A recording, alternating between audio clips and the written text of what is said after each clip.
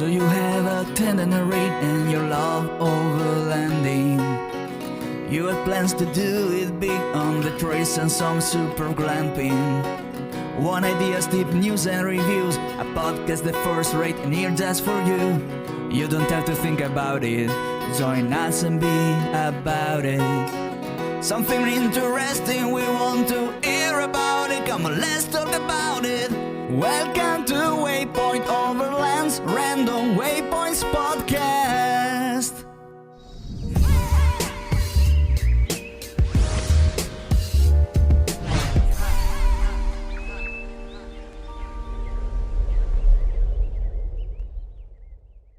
Sponsored by MIDLAND Communication for Every Adventure, the industry leader in radio communication technology and innovation for over 50 years. Sponsored by MyMedic. Sponsored by Tembo Tusk. Sponsored by Shower Pouch. Sponsored by DeMoss Collective, mission built and made for mobility. Sponsored by BrewTrek. Sponsored by Hard Impact Designs. Always remember, the opinion you follow should be your own. Just consider the things stated here to be a second opinion from a complete stranger online. What's up, everybody? Hi, how you doing? Good to be back, Phil. I've been off for a couple of weeks, so good to be back on the podcast. Welcome back, bro. Well, I want to start off with some somber news today. You know, we're recording this on 9/11, and I just wanted to address that a little bit. Respect to all of the people who worked during that time, the police department, the New York department, and everybody who lost their lives or is being affected by it even now. There's some people whose health are still being affected by it. Mm-hmm. All right. Does anybody know what the death toll is for Morocco? It's last I checked, it was over 2,500. I think they were saying it could go to 4,000. Wow. Yeah. It's a terrible situation. It's interesting that you not to compare the two things together, but I have a lot of history with Morocco. I've been over there, 8 or 9 times, I think. I spent a lot of time actually in Marrakesh, in that area in the Atlas Mountains where the epicenter of that was. And ironically, I was also supposed to go on my honeymoon to Morocco. I got married 11 days after 9/11, and the honeymoon got paid for. And obviously, with the events in New York City and elsewhere, we ended up not able to travel to Morocco for that. So that never happened. Although we did pay for it. So it's interesting that those two things are happen to be today. But in 9/11, yeah, I mean, thoughts are obviously with everybody out there. I personally know a couple people that were affected. In fact, one of my friends that was a old Land Rover buddy, passed away in the trade center on 9/11. So it's definitely something that's memorable for me, and for multiple reasons. And the Morocco thing as well is just a huge thing. I can understand, like you were talking about Marrakesh. The modern section of the city is largely unaffected, but that just goes to show you our building standards have improved so much, because most of the deaths and the destruction have occurred in the old stuff, right? It's the old buildings. In fact, some of them are thousands of years old that have collapsed, What a shame, and loss of life and loss of history, with those ancient structures. What a shame. Yeah, I was looking at the news this morning, and one of the mosques in the main square by the Medina in downtown Marrakesh there collapsed, or at least the top of it collapsed. And I remember, I can't tell you how many times I sat outside that building and sat because they have the little vendors in the square, and you get these great orange juice. They fresh squeeze it, and you drink the orange juice. And I sat in front of that mosque. I can't tell you how many times. Wow. I brought these two up together because one, obviously today is the anniversary of 9/11, and we just recently had the Morocco earthquake, and the numbers and the deaths are very similar. So I wanted to, because I think it's 2,900 for September 11th, some number like that, and it's around 2,800 currently for Morocco. And it just made me think, some people kind of minimized what 9/11 was. And this kind of gives you more an idea of that number. I mean, that's the death of a powerful earthquake. You know, that's a big number. The Morocco earthquake was a 6.8 earthquake, and it was the biggest one in 120 years. So these are around the same casualties. So 9/11 is not some little minor thing that happened. No. Me and my wife moved to New York the year after 9/11. It was very hard to live in. We pretty much had to do background checks. New Jersey, New York, and the surrounding area, you couldn't get an apartment or anything like that unless you had your stuff together. And I mean, really had your stuff together. It's definitely, and that went up, by the way, Phil. That was for a long time, because it's like weird. I mean, being here, living in Connecticut, obviously we're kind of a suburb of New York City. Like I barely know anybody that wasn't affected by it in some way, or knew somebody that was working in one of the buildings or just around here. In fact, you know, and obviously one of the flights, or two of them came from Boston, so it was like very Northeast based, anyways. I know that one of our aunt who lives in New York, she's a nun in the area. She actually volunteered her time along with the other sisters from St. Patrick's Cathedral to serve meals to all the first responders who were working at Ground Zero. Yeah. And she ended up having some health issues as a result too, because she was in the thick of it.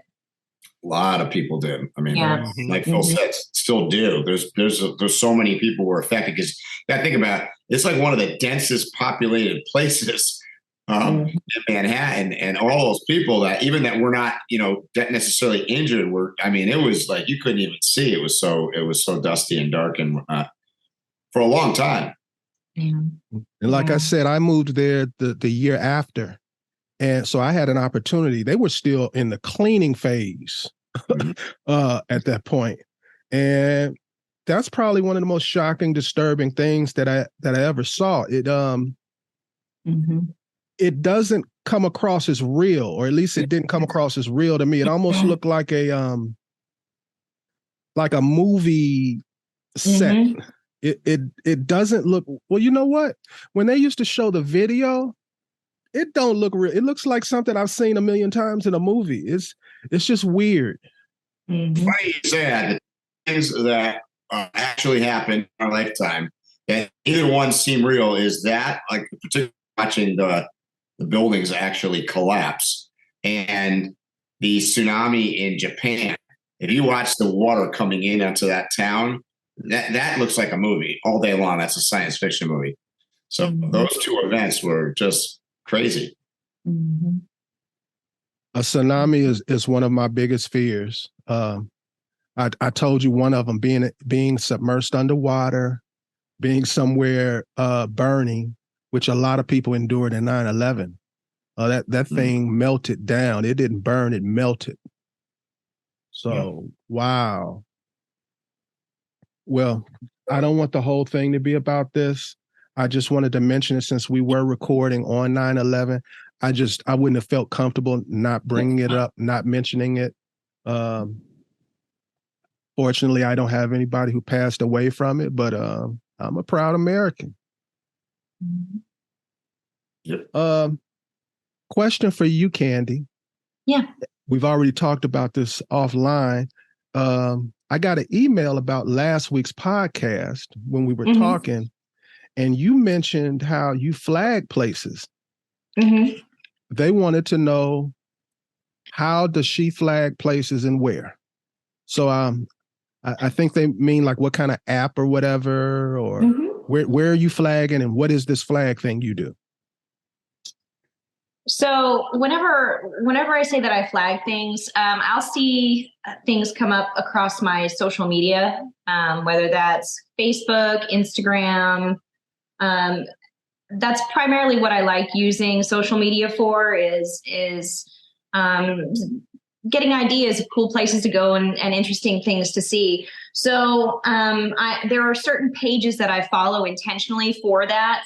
I use Travel and Leisure, the Atlas Obscura, National Archaeology is a really good one that not a lot of people know about. Nat Geo, National Park Service. And if I'm going somewhere specific or want to go to a specific location, I visit the official Visitors Bureau sites, and they'll typically show photos and give information about really great spots. So if I see a place, it'll come up on my feed. I'll do a little research about it. Oh, that looks cool. What I do, I'm using an iPhone. I use Google Maps. You get on, you look up whatever it is, the cool thing you want to see. And you'll see the bar across the top where it's directions. One of them is save. So I push the save button, it pops up, and it'll come up with, it's literally a little green flag. You have options. There's a flag, there's a star, there's a heart. And then you can create your own custom list if you want to. So I put the want to go, and then it gives you the opportunity to leave a description of whatever it is. So so whenever you close that out and you push done, now on your Google map, you have a flag. So if I'm planning a trip, I've got little flags posted all over the world, quite literally all over the world. So if I'm going to be in a specific area, oh, I have a flag there. What was that flag for? Okay. And I look it up, but it's always there for me. So that's what I mean by I flag a location. That's how I do it electronically. And it helps me build my trips. It helps me with where I want to go and what I want to see. Because if there's a really cool thing that I want to go see, okay, well, I want to do this. And I actually want to spend time there to see this specific thing. What camping is around there? What other trails are around there? What other hikes are around there? And my trips just kind of build based on that one single location. Mm-hmm. So about the flags, I use the flags too. Mm-hmm. I want to ask you about your ratio. This is my personal question, because you said you have flags all around the world, and I do too. But for me, if you get a green flag, that is something very, very, I don't use a lot of green flags. I use mostly the stars and the hearts for most things. If it's a flag, that's a big deal that you earned that flag. So for me, it's a little bit different. I use the flags as, this is someplace I want to go. Once I experience it, then I kind of rate it myself. And once I go, I do, okay, this is cool. I'd like to tell people about it. So I put a star. If I really liked it and I want to come back, I put a heart. If I didn't like it, it was just kind of like a waste of my time, the flag goes. So I have a little system. Yeah. Do you use Google, Mike? My system is identical to CANDI's. I use the iPhone, I use Google, and I do the same system. The flag is like the things I probably haven't actually been to, or some of them maybe I've been around, and then it advances all the way up to the heart and the star. So I get the same system. Pretty simple. I have more things in places that I have targeted. Meaning, like, if I'm thinking about doing the Alaska Highway or a Pan American or something, I've gone ahead and done a lot of stuff. And obviously, places I've already traveled, there's a lot. So, I don't probably have nearly as many flags, say, in Europe, as an example, just because, I've traveled around there a lot, but I just, I've been to most of it. So I probably don't have as many things there.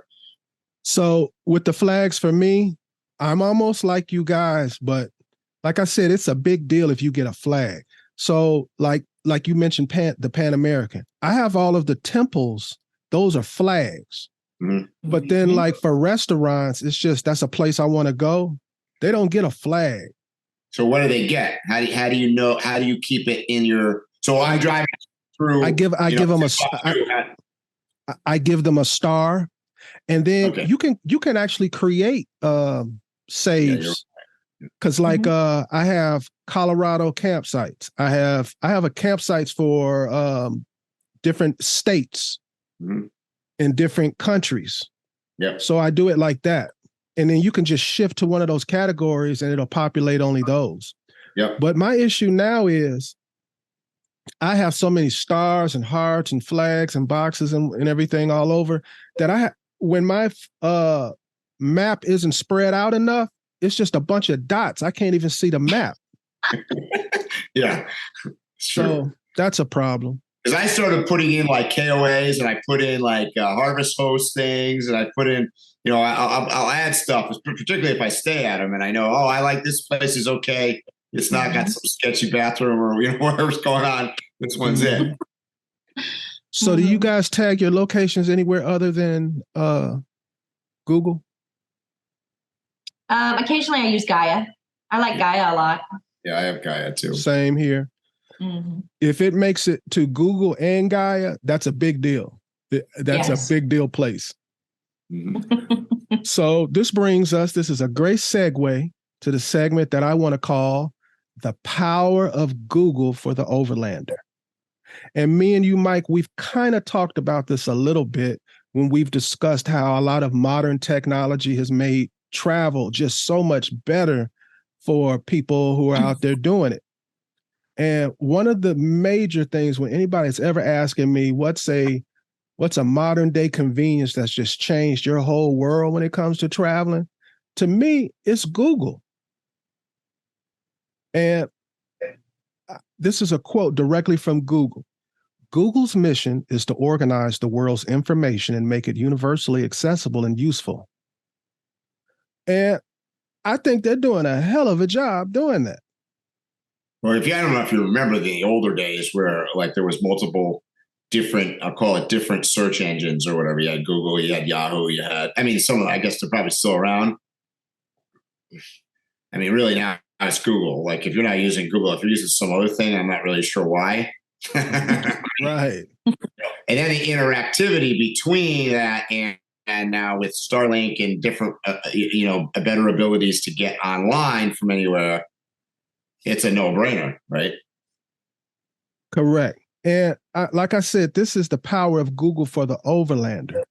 So there's a lot of applications under the Google brand, but in my opinion, I've come up with 6 of their apps that I feel like the majority of us use consistently when it comes to our travel.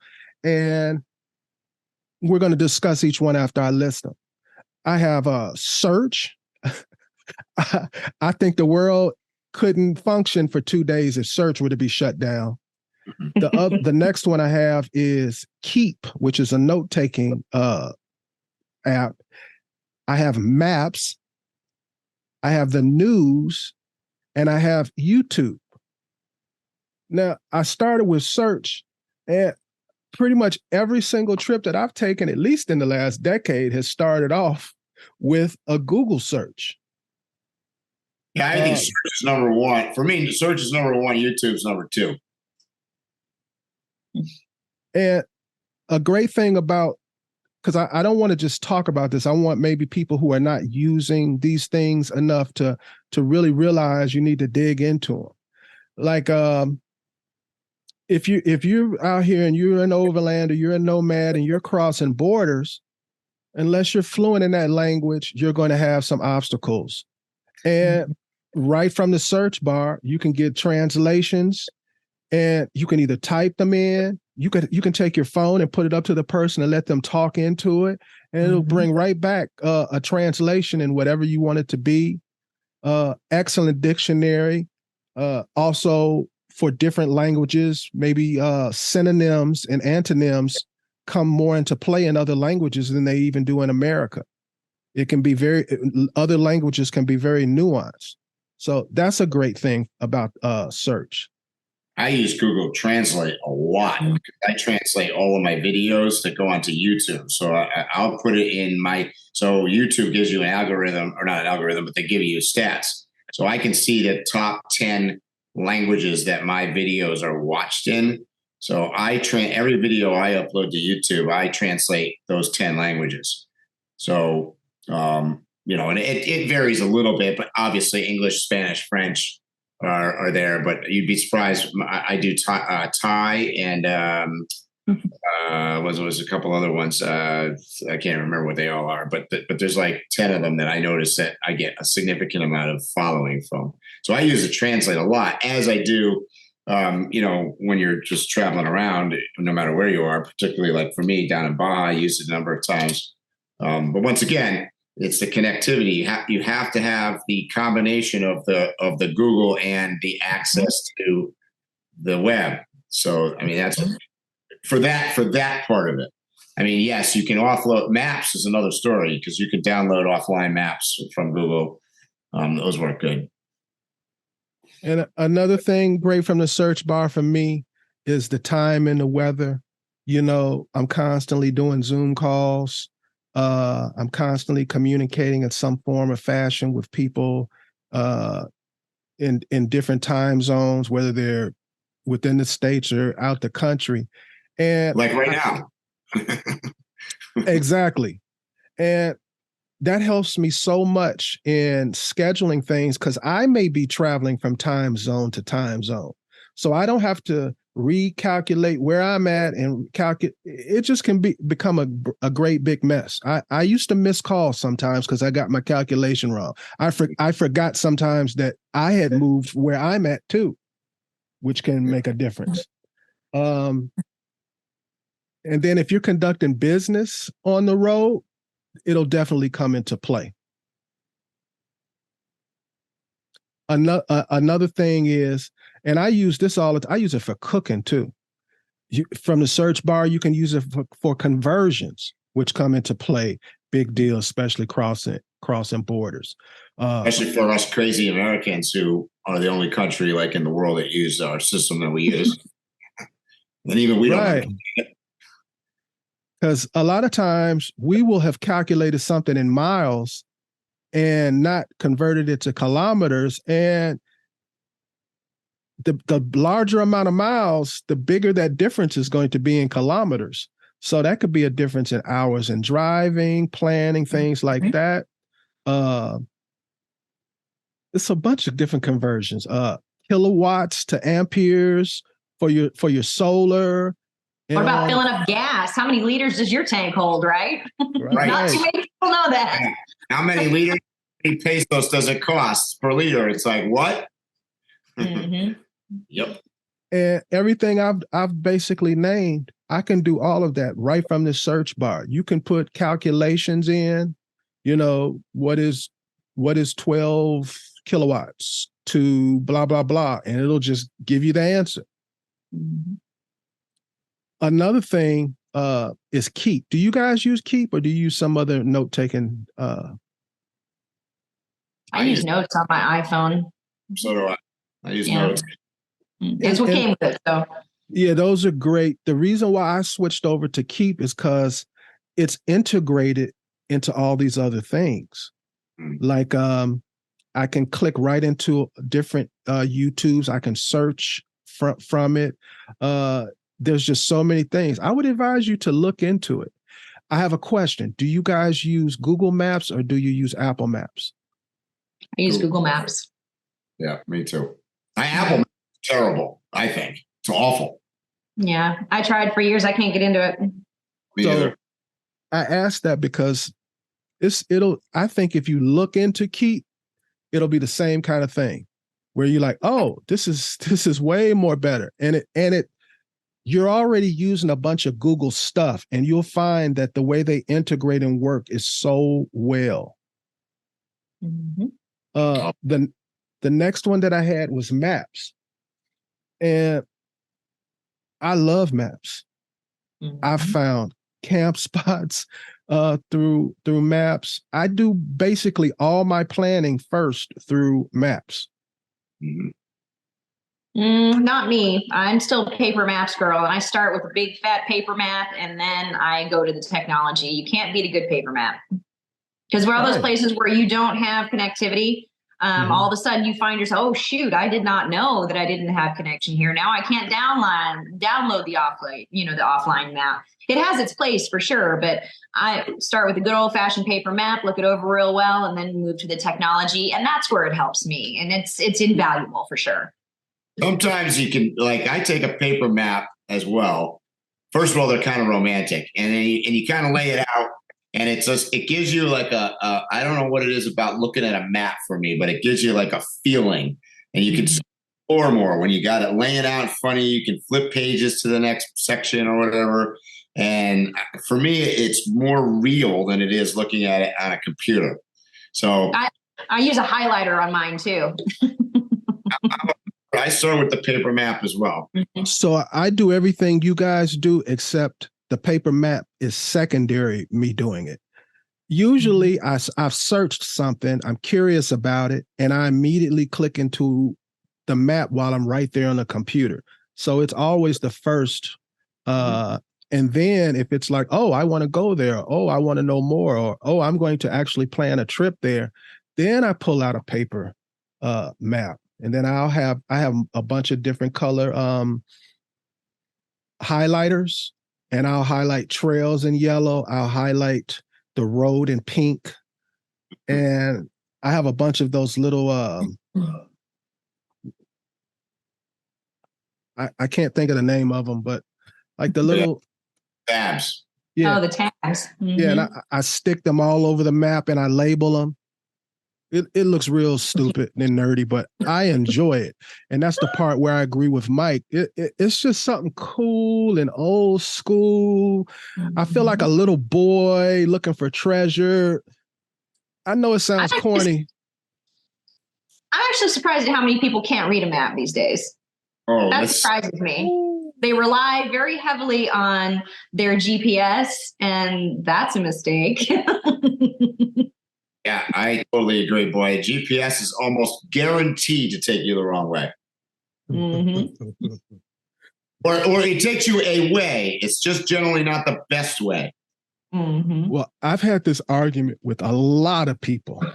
You know, we usually are saying, yeah, you should at least have paper maps because when your GPS fails, blah, blah, blah, blah, blah, blah.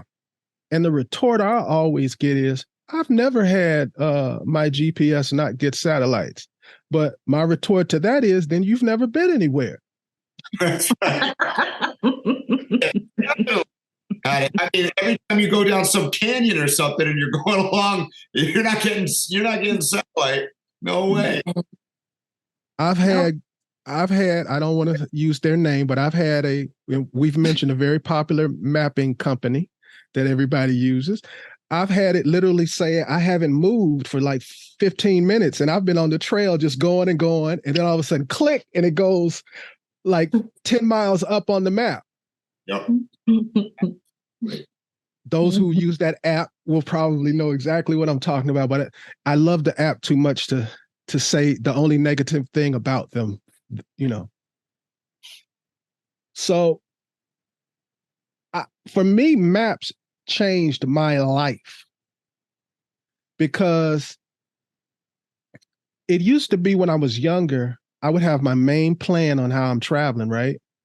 And then I may go off of it a little bit, but just a little bit, because I wanted to feel comfortable that I could get back onto whatever it was, whether it was a main highway or a main trail or whatever it is. I will go 1 time, 2 times, 3 times, 4 times, however many times away from the actual route and not be concerned about it because I know I can get back to it. Well, because unlike a paper map, is you can zoom in on stuff like Google Earth and you can look at it. You can see like, well, this is like super tree covered or this is this or this, you know. I mean, you can tell what kind of road it is usually by zooming in on stuff. Particularly a lot has street view. So, you know, even that, I found street view on dirt roads and stuff before. So, like, you can really get a good sense of where you're going. Oh, bro, the 3D is great for the streets. But I'm assuming it's the same thing. Maybe it's called something else. But you can like I was looking out for a trip that I'm going to take in the Switzerland part. It took me all through this castle. I was literally able to like click and then go up to the next floor and then go out the exit. And then I saw a restaurant. I was literally able to go all through the restaurant, behind the bar. You can practically take these trips on Google Maps. Yeah. And I feel so comfortable now when I go places, because I feel like I've already been there. I know what it looks like. Yep. Knowledge is key. Mm-hmm. And I know you guys probably going to list off a bunch of other news sources, but I like to use Google News. Do you guys ever use Google News?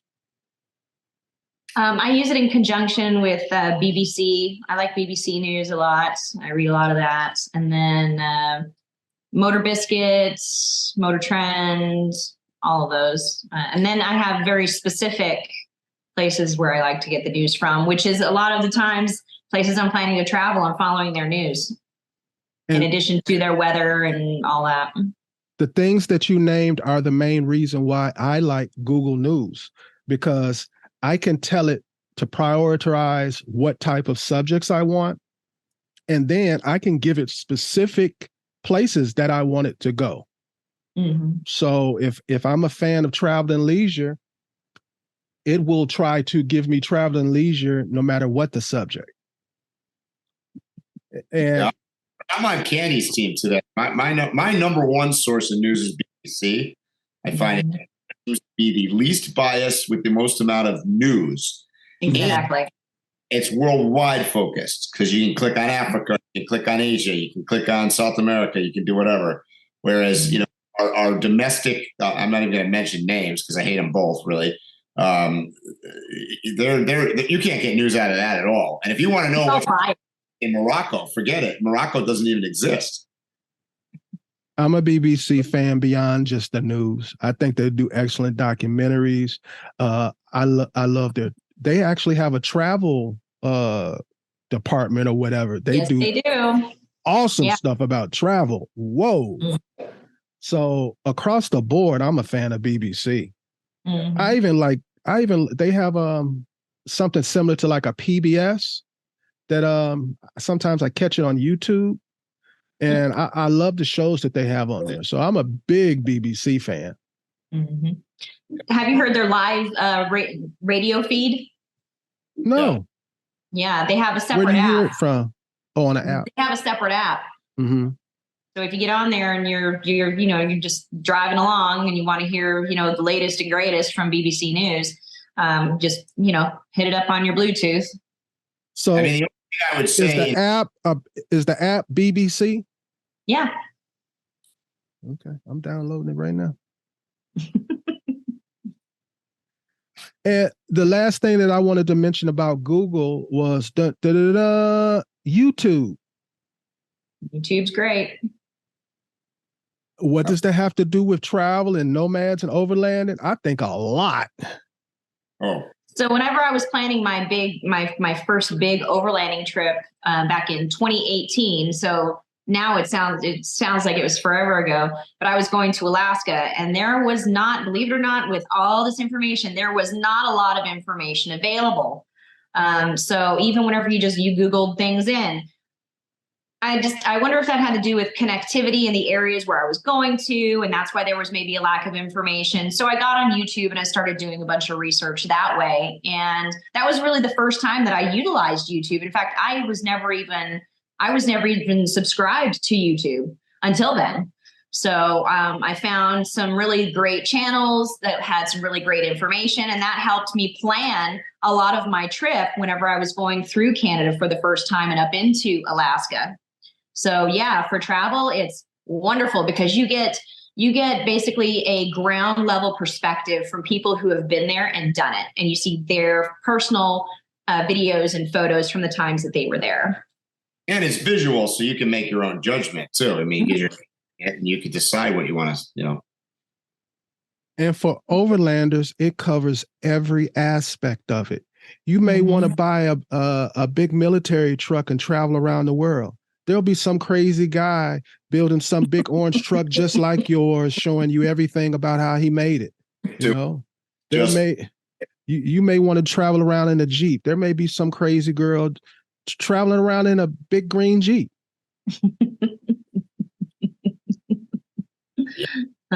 And they'll tell you things that you're not going to hear if you listen to a salesman or a manufacturer or a vendor.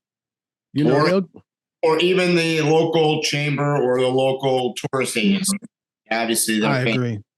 Right. Yeah. And we're all looking for the things that aren't on the travel bureau's list. We're looking for the road less traveled. Mm-hmm. Yep. Yeah, I am ashamed at how addicted I am to YouTube.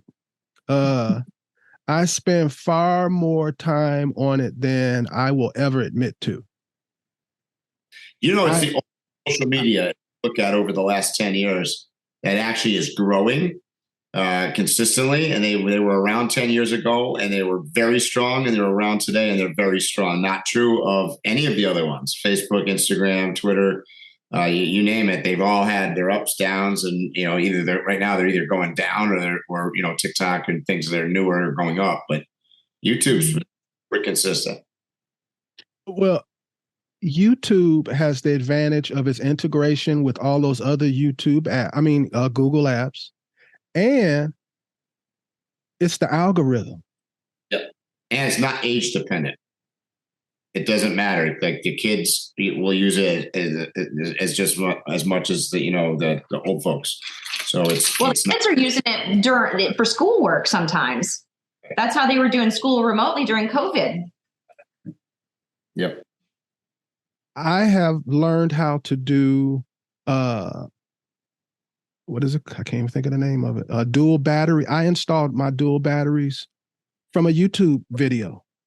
I have done all kinds of work on my vehicle and other things watching a YouTube video. Yeah, anytime we want to do something sketchy, we check YouTube to get a bunch of information about it, and then we proceed accordingly. Yeah. Got my phone with me, and I'm on there, and I got the YouTube video. I keep pausing it while I'm doing it, so making sure I'm doing it right. Right. I have literally cut and drilled into vehicles off of what I saw on YouTube. Yep. With no experience. Yep. So I think that's enough about that. I just wanted to cover the power of Google for Overlanders, and I think we did a good job of that, guys. So I sent both of you. Mike probably hasn't looked at it. I looked up. One, I'm going to tell you before we even get talking about it, one is ridiculous. And the other one, I don't even know if it's coming to America. But so you choose. What's the ridiculous one? The Toyota. Okay, so what about it? I wouldn't buy that. All right, so hopefully right now people are looking at several pictures and video of the Toyota Century. So it sounds like you don't like it. It's not that I don't like it. I mean, it's over the top, and I can't. Who's the clientele for that? Oh, sheiks, kings, emperors, rappers. I don't see those people rolling around in a Toyota. Me neither. Well, all those things I said, but Japanese people. I still think they're rolling around in Range Rovers and Bugattis and Lamborghinis and come on. You are absolutely right.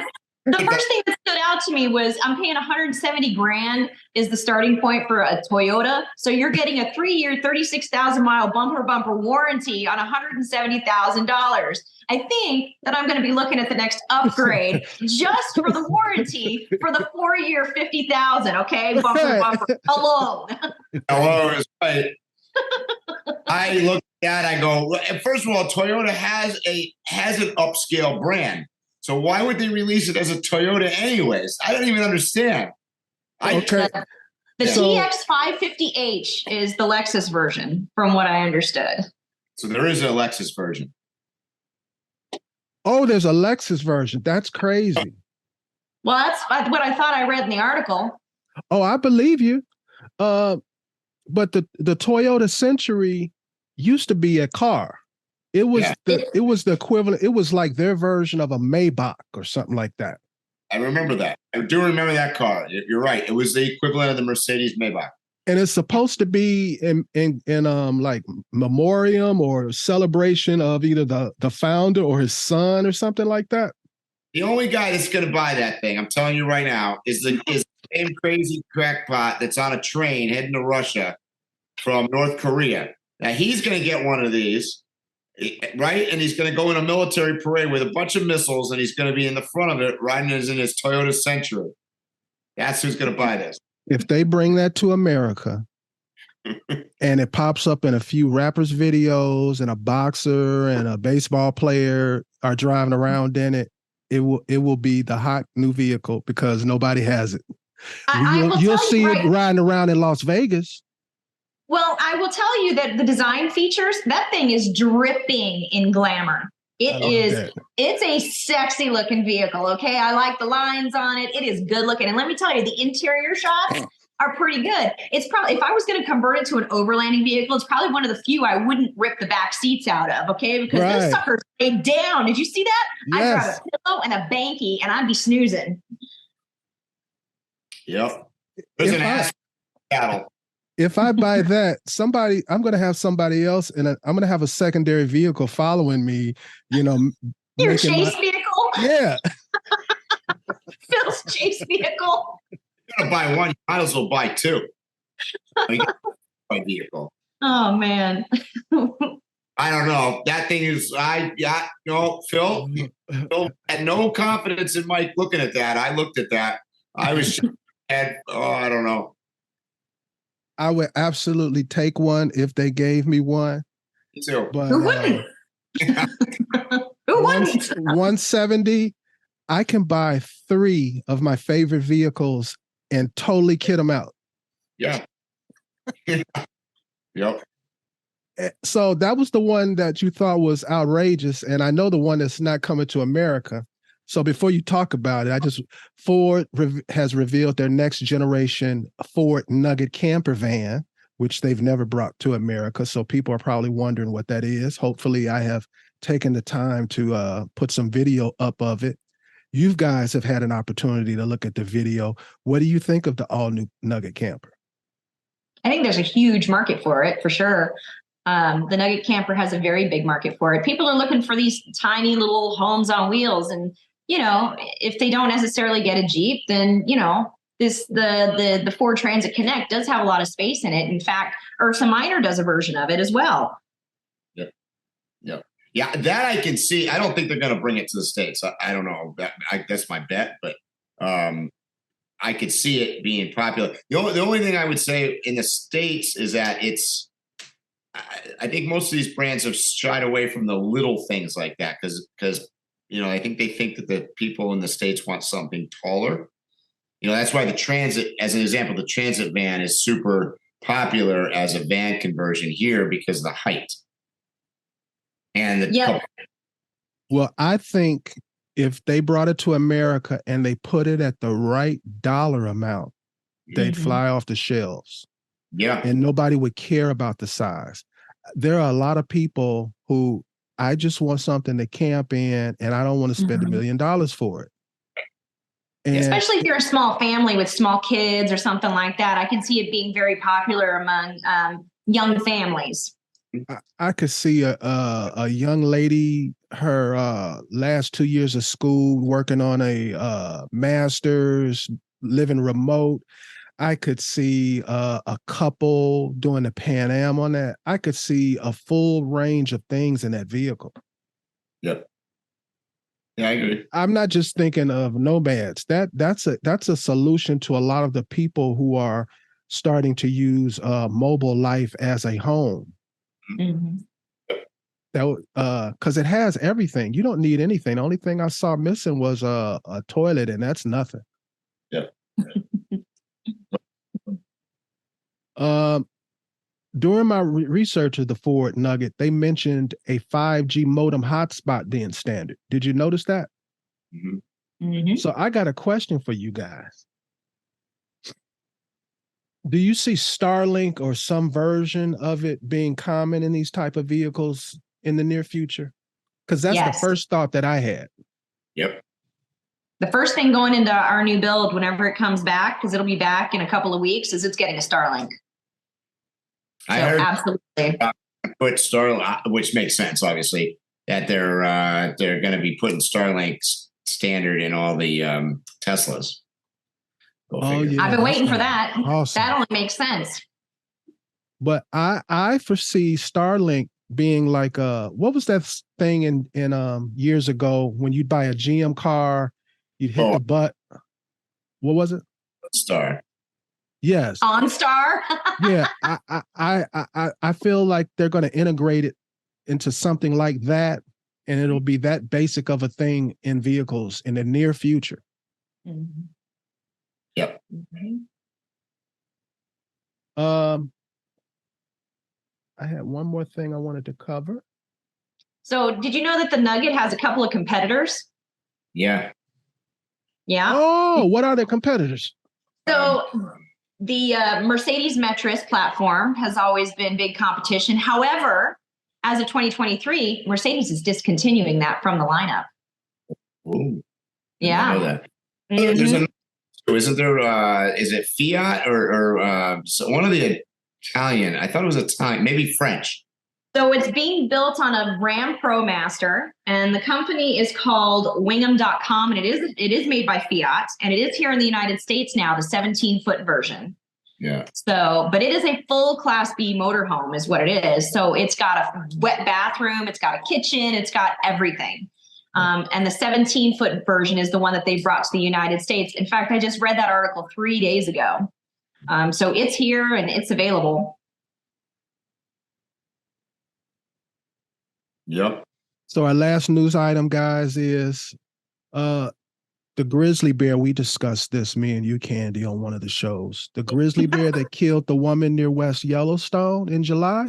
Yeah. Well, the bear was euthanized after breaking into a home. The Montana Fish, Wildlife, and Parks, they confirmed last week, Wednesday, that a grizzly bear was euthanized on Saturday, September 2nd. And she was a female, and she had a cub. So that's a sad part of that. That's sad. And they did a genetic analysis and other identifying factors to confirm that the bear was definitely the one that attacked the lady July 22nd. Yep. Yeah, I saw that. So I hate hearing stuff like that. Now, a little fun, guys. You know, I get a lot of questions, but sometimes I have my own questions. Uh-oh. We're gonna Always loaded. answer one of the oldest questions in overlanding. We're gonna settle it today. Okay. Oh boy. What is the perfect temperature for beer?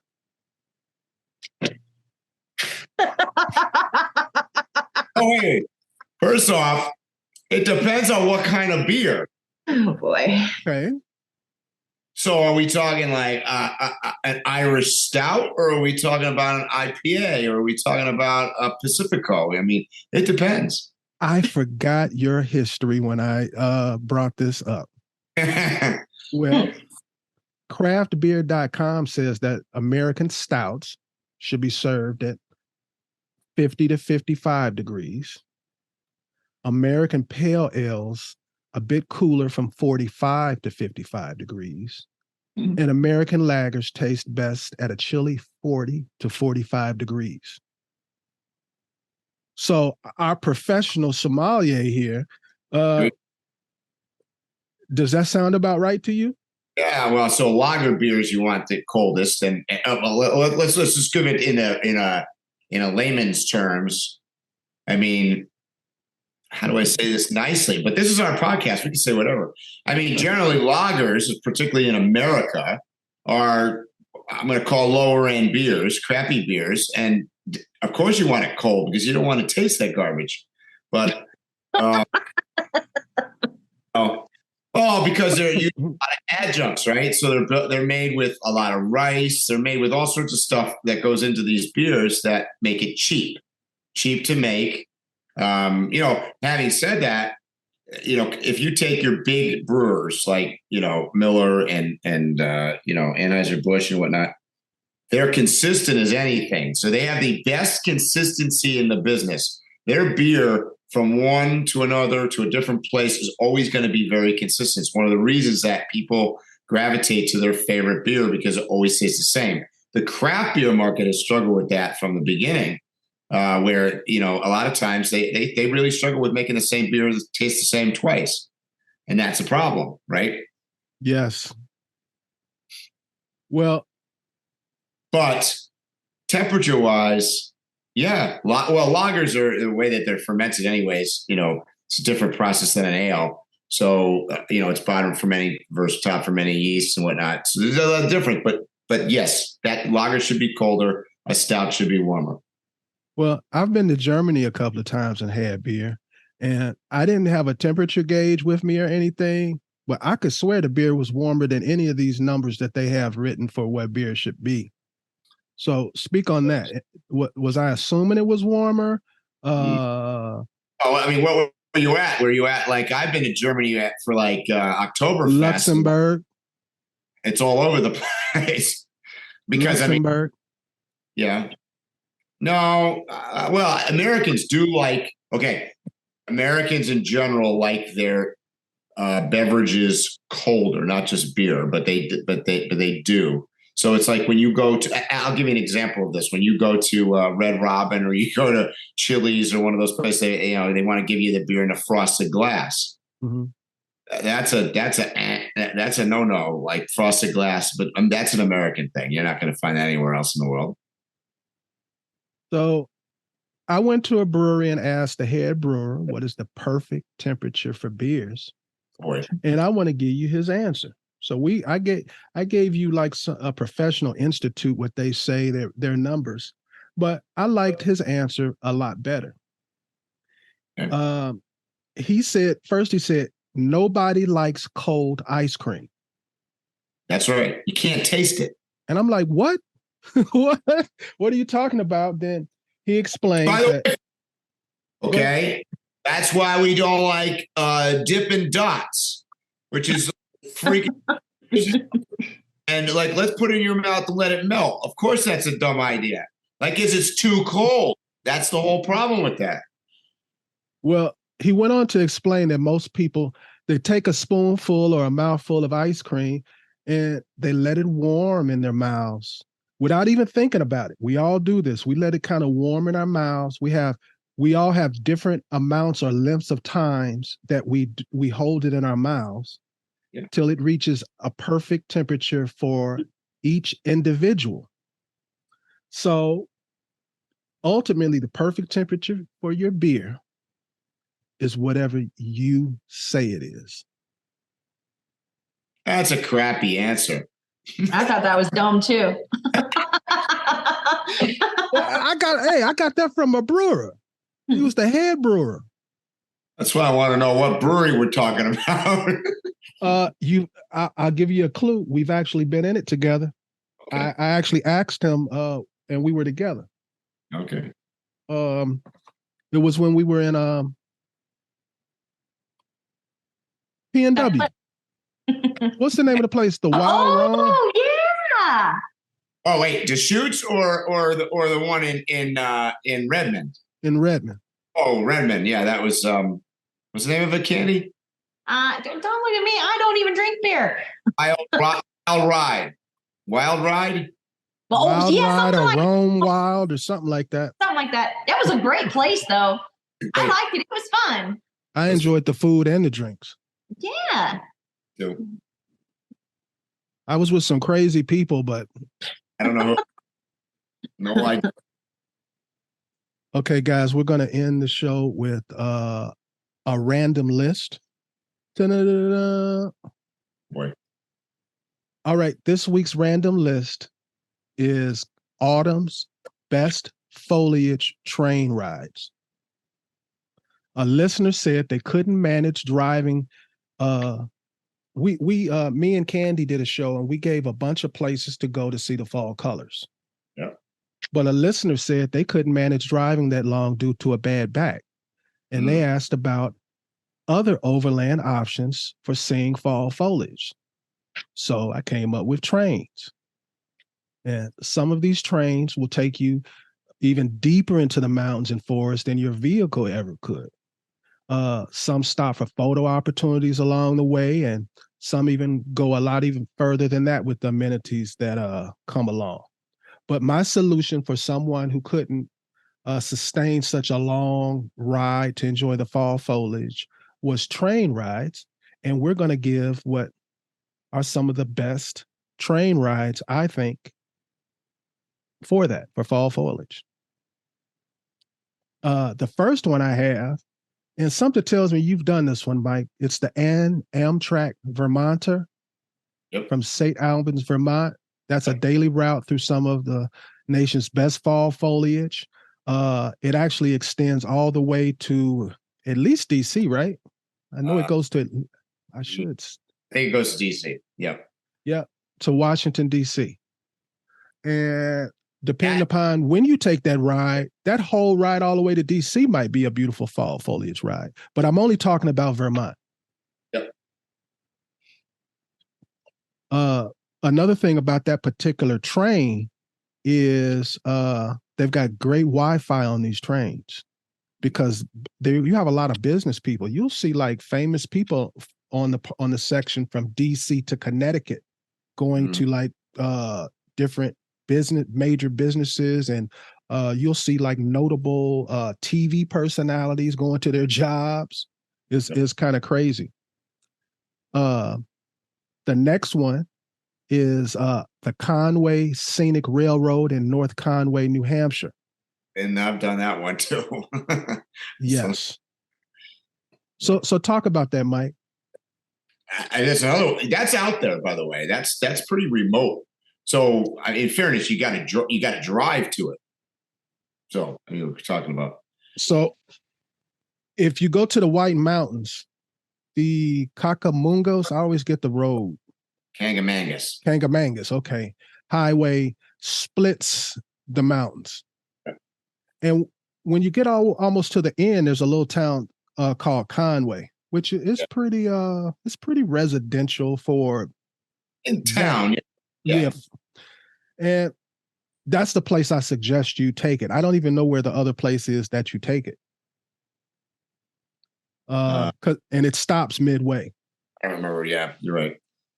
But while you're on that area, you can take the train to the Mount Washington too. Oh yeah. I've done that one too. Shorter. So that's good that you mentioned that. Much shorter. So yeah, that's a good one too. You got something in that area you want to mention?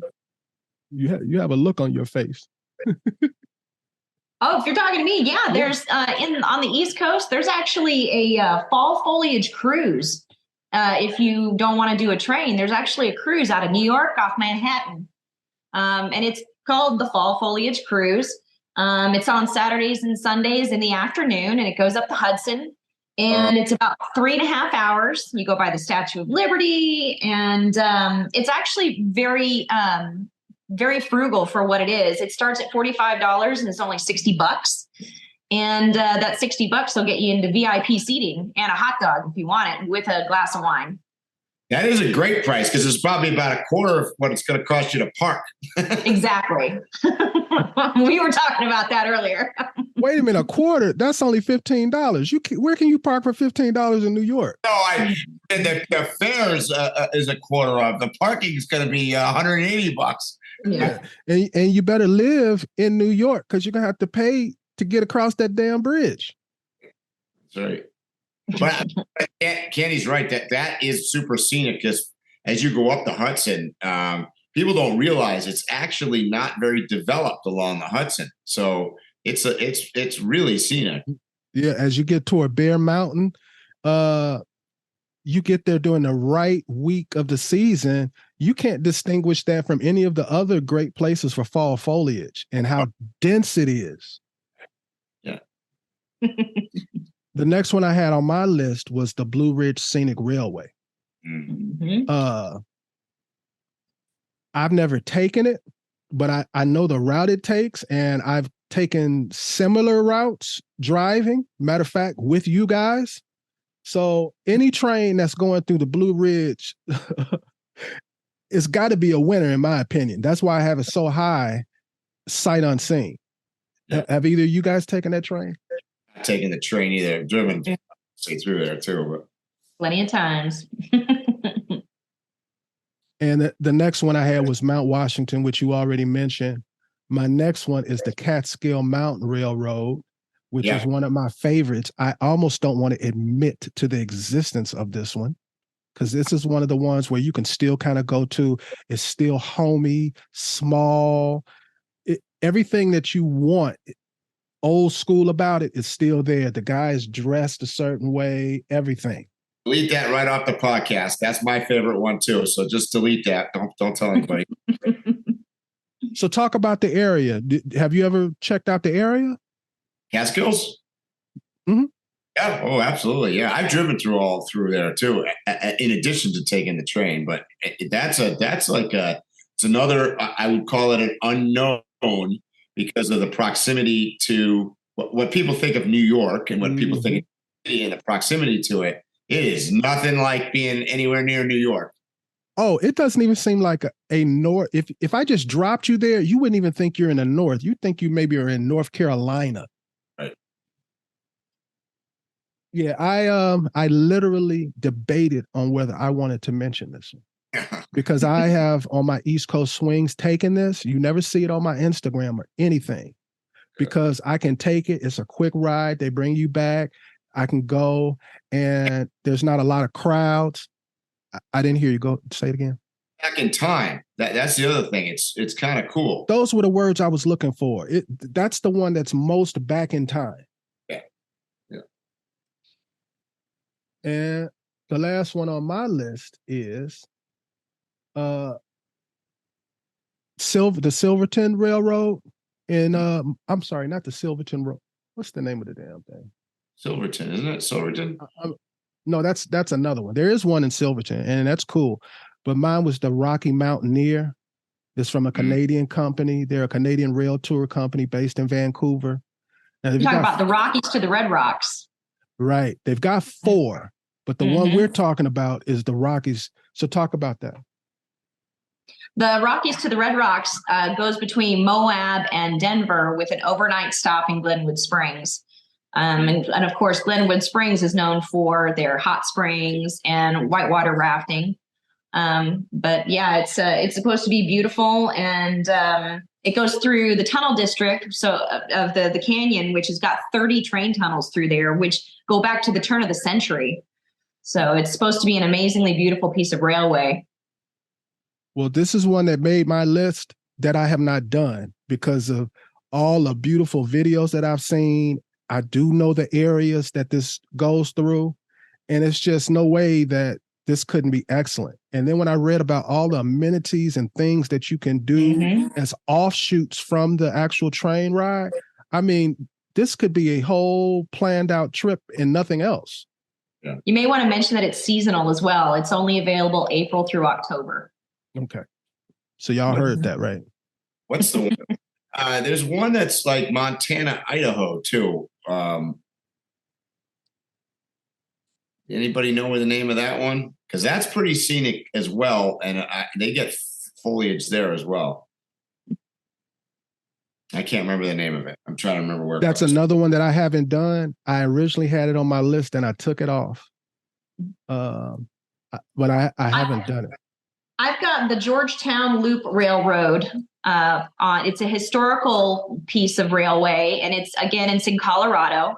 It's from the 1880s, and it's a loop And so they actually have in September that starts, and it's called the Fall Colors Train. And you can, book your stuff and go. And later in October, they have Pumpkin Fest train and Autumn Fest train as well, at which point they incorporate free beer samples from the local breweries in the area around Colorado. So I'm in. Did you say West Virginia or Wyoming, Mike? Colorado. No, you said something about Idaho to Wyoming, I think. Montana. I thought you said Montana. I thought I originally had that on my list, and I'm looking for it, but I don't see it. Anyway, we've taught people how to find out. They can just go on Google search, right? That's right. Self-sufficiency, that's what we're teaching them. Exactly. We don't want to give you a fish. We want to teach you how to get your own. That's right. So another piece of really pretty railway in autumn actually might be something that you wouldn't think. It's Amtrak, and it's the California Zephyr, and it starts in San Francisco, but you can actually, and it goes all the way into Chicago. So there is a stretch through Tahoe National Forest and through the Sierra Nevada mountains where you can see the fall foliage. But if you want to continue on more toward Chicago, you want to do the whole thing, you can catch the International Balloon Festival in Albuquerque in the second week of October, if that's something that you'd like to check out too. It's a very pretty route. So the Zephyr that you're talking about, it has a different name when it goes from Seattle to Chicago. I can't think of that portion of the route. Mm-hmm. But I should have had that on my list. Shame on me. And not just for fall foliage. If you ever want to travel to the West Coast and be able to stop, because there's excellent stops. It stops right at Glacier and a lot of other places. That might be the one that I'm talking about. That's Idaho, Montana. I think it goes through there. I think it's that makes sense to me. That makes a lot of sense to me. Yeah. And I would suggest, if you do it, to get one of those rooms where you have like a little bed. Don't go all out and get the expensive one. Get the least, because there's not much variance in them except the price. Right. Yeah, I should have had that on my list. And another thing about that particular one, the stop in Seattle and the stop in Chicago, those train stations are worth the visits within themselves. Yeah, I haven't been to the one in Seattle, but the Chicago one is amazing. Yes. And the very first one we talked about that goes all the way to down to DC, it stops in DC and New York. If you've never been in the DC train station or the New York train station, whoa. Whoa is right. Yeah. Those are the closest things that you're going to see to the architecture of train stations when you go into Europe. Yep. I'll say it looks like you're in Europe. Close. Whenever it's still not even as big as some of those train stations. Some of the train stations I know are really beautiful. Whenever we backpacked Oregon in 2013, we actually took the Coastal Starlight and we ate at the Portland train station. We actually had an excellent meal there. So it wasn't something I thought that you could do. It was actually my first experience doing that. And it was really beautiful. Actually, the architecture, like you said, was gorgeous. So Amtrak needs to get their naming and nomenclature together, because the Starlight, isn't that a portion of the Zephyr? The Coastal Starlight goes from Los Angeles all up the way up into Vancouver. You can actually cross the Canadian border on the Coastal Starlight. See how I don't know which one is which, but they all follow on those same train tracks. They need to get that straight, because I'm always confused. Because when you get to Seattle, you can go into Vancouver, or you can take the one that continues to Chicago. And I have to did that used to be the Super Chief? I think like so. Back in the day, so. Wasn't that the Super Chief? Yeah. I don't know for a fact, and it goes back to what I'm saying. It's it's too many variances of names on that route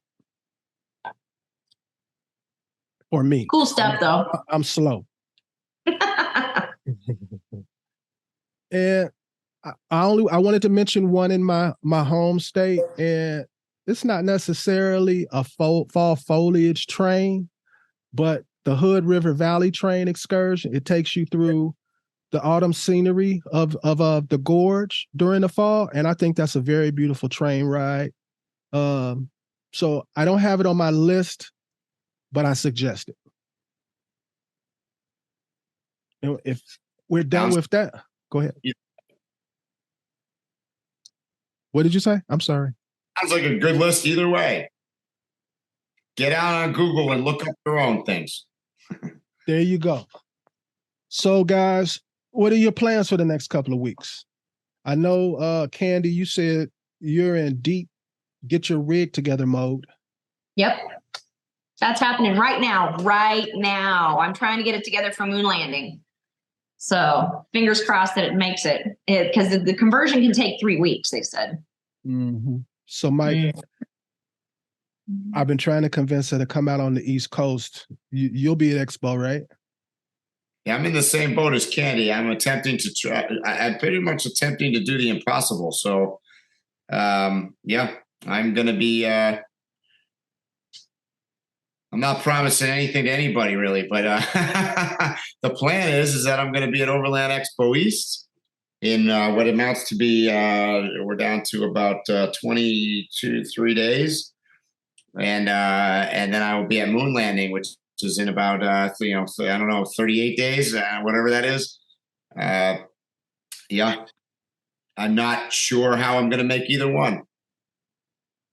I'm going to be cutting it close. I know that. I may even get there a day late after it starts, because for me, from here, where moon landing is only a day's drive. So if it's Friday, I'm driving, I'm going, and I'll be there, even if I'm late. Well, I plan on going to Expo, and I plan on going to moon landing. So you're going to moon. I thought you were going to. I thought you were going to the rooftop. What? I'll be at moon landing. But answering, sometimes you have obligations to do things. I'm glad that you'll be there now, Phil. So the pressure's off. So you can always represent the podcast. No, we'll see. I am in all seriousness, tomorrow I'm going to be on WFSB Channel 3 here in Connecticut. So I'm doing a segment on overlanding van life and being sort of in tailgating. So I'm demoing some Tembo Tusk products tomorrow on TV here. And it's an opportunity to, at the same time, since all of Connecticut is going to be watching, maybe not, but they'll be seeing the truck live on TV. So I guess I'm going to have to let it go and let everybody else around the country see it at the same time. So you'll be getting a picture, at least, of the truck in all its fullness, because I've been kind of sneak peeking parts of it on social media. So that's happening. So the most entertaining part of that I've seen of your sneak peek was your roto packs that makes you an official overlanding rig. Out the roto packs on the back, because the truck that has a fuel tank capacity of 120 gallons, you definitely need the extra 2.5 gallons on the rear. But especially even if it's not diesel. It's for the 240 miles on the motorcycle, so it's worth it. Sneak peeks, but tomorrow the truck is coming out, and actually more exciting. Probably at the end of this week, I'm moving into it. So I'll be officially back in a truck on the road, probably by the end of this week. Congratulations. Well, if everything goes right with me, I'll be debuting a new vehicle and something going along with the new vehicle. At Expo East. At Expo East. Okay. A big Expo East, boy, I'll tell you, all these debuts of things coming out. Oh boy. We might be coming in with the same on the same tow truck. Who knows what's going to happen? Well, I didn't say how I was getting there.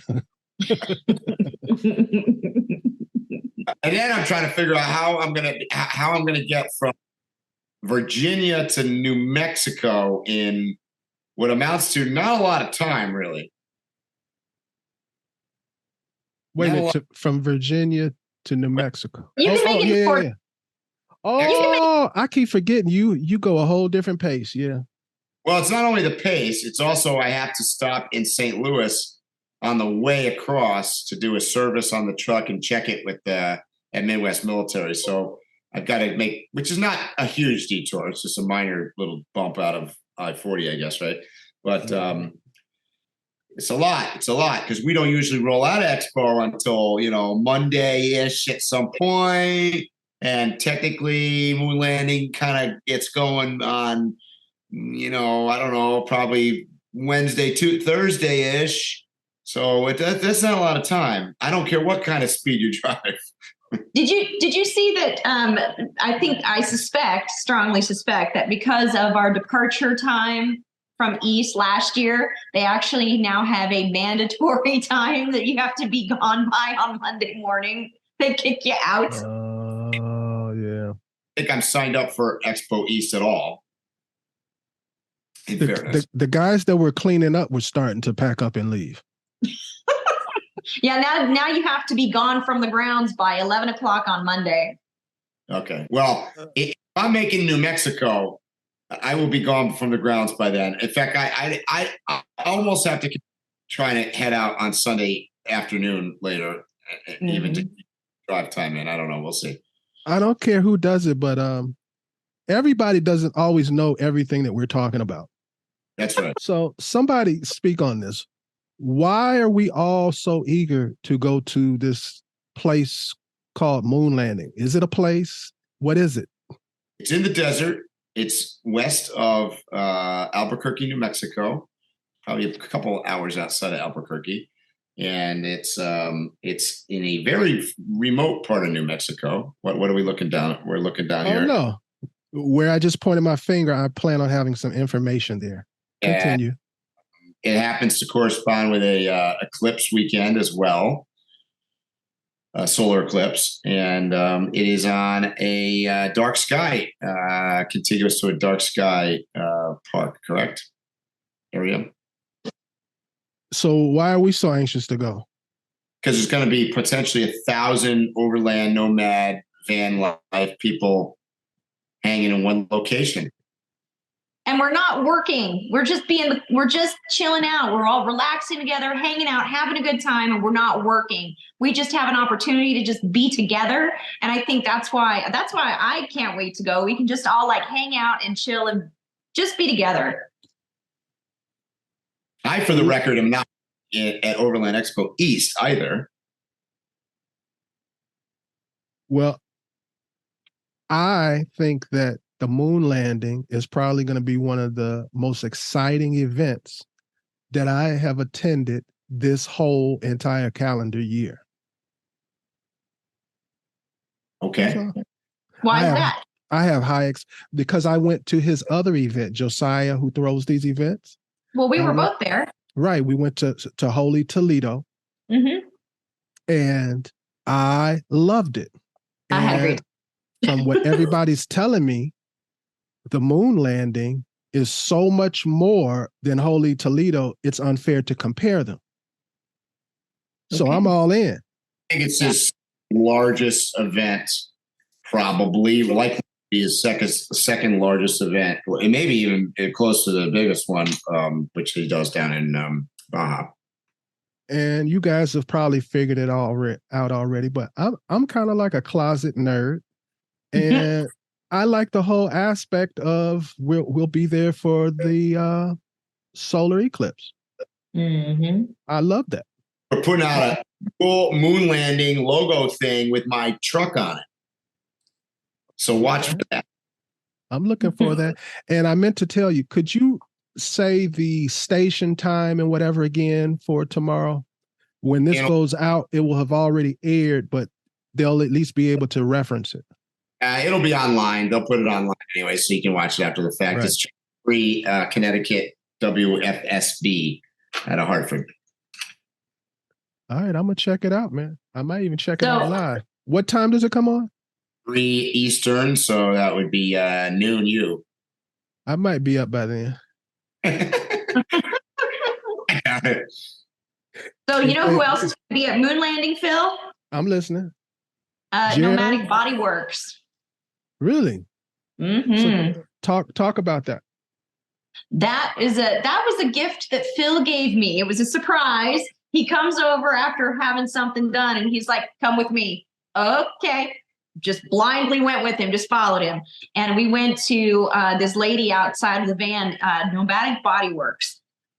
And she was giving massages all weekend. I think she was the busiest vendor out of everybody there. And she did the most amazing just body work because it's massage, energy, and herbalism. So it was very different. I've never had that kind of massage before, and it was incredible. I was so relaxed afterwards. It was only 10 minutes, mind you, okay? We go to spas and get massages and stuff. This was amazing, and I'm going to be the first one in line to book her whenever I get there. I'll be like, all right, where's she at?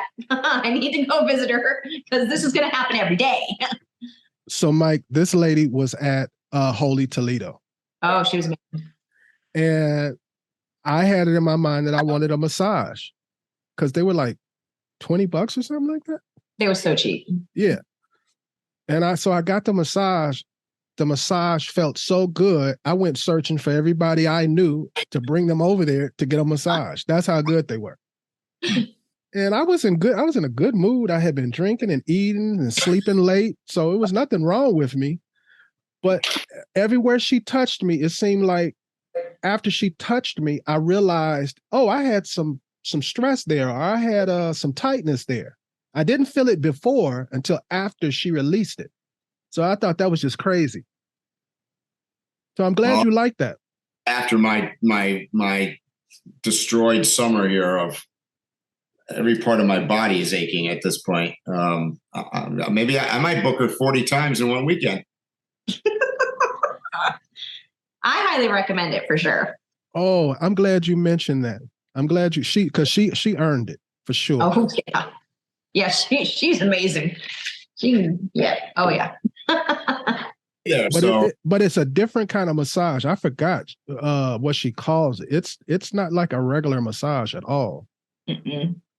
Mm-mm. So if you're listening to our podcast right now, Moon Landing, October 12th? Starts October 12th and goes all weekend.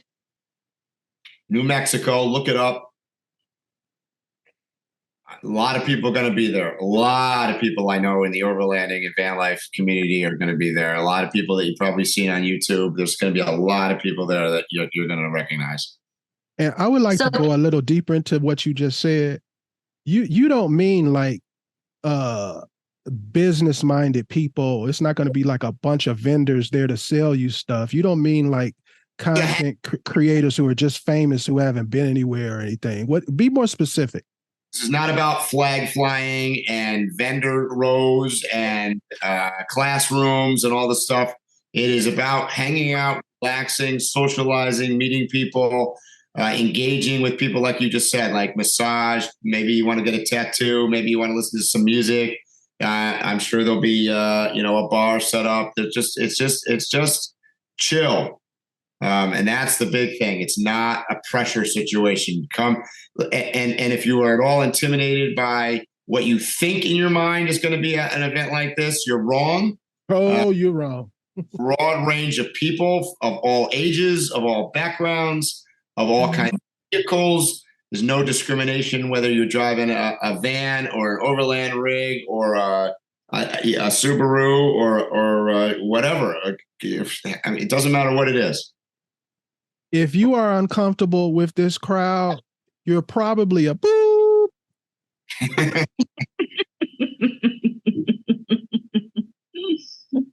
And I meant that. Yep. And make it a trip because, like it's been mentioned, that's also around the time of the hot air balloon festival in Albuquerque. So it's the next weekend. Right, there's a lot going on. So I will be at that as well because I will be in the New Mexico area. I don't want to misquote. Right, though. It's right around.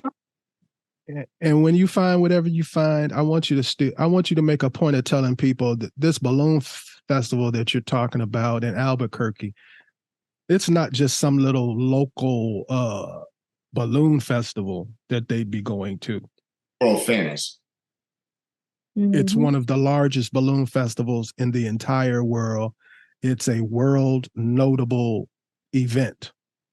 So it begins Saturday, October 7th and ends October 15th. So it's not the weekend after, but the weekend before and all during the week. Right. There's, I'd say, about a 70% chance that if you've ever seen a video or pictures of where the sky is completely full of balloons, that footage or picture was probably taken at the balloon fiesta, because there's very few balloon events that have enough balloons to have created those images. Mm-hmm. How does somebody find you, Candy?